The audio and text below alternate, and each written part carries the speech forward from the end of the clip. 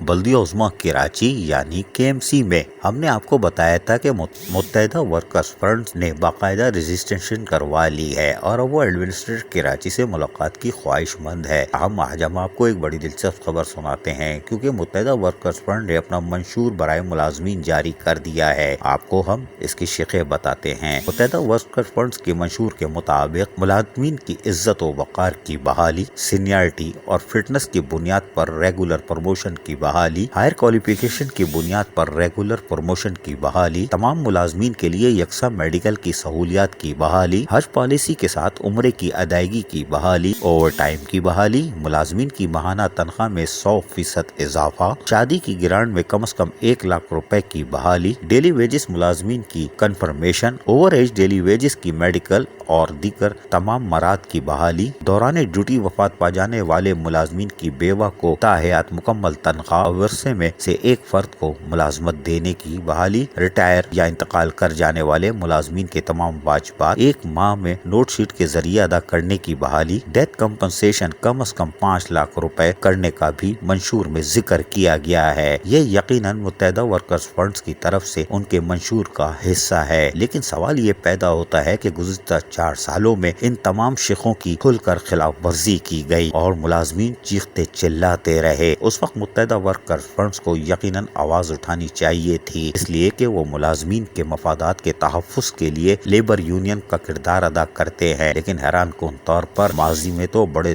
دلچسپ نعرے بھی آ رہے تھے اور جس نے نعرہ لگایا اس کی تو نوکری خطرے میں پڑ گئی تھی۔ ملازمین جو ریٹائر ہوئے یا وفات پا جانے والے، ان کے ہاتھ میں کچھ نہیں آیا، کانٹریکٹ والے ملازمین بحال نہیں کیے گئے، عدالتی احکامات کی دھجیاں اڑائی گئیں۔ لیکن بہرحال متحدہ ورکرز فنڈز کی طرف سے یہ منشور سامنے آ چکا ہے، دیکھتے ہیں اب کیا ہوتا ہے، لیکن سوال تو ضرور پوچھا جائے گا، گزشتہ 4 سالوں میں جو نہیں ہوا وہی منشور کا حصہ کیوں بنا؟ عزیز عارف، KBS بلدیاتی نیوز کراچی۔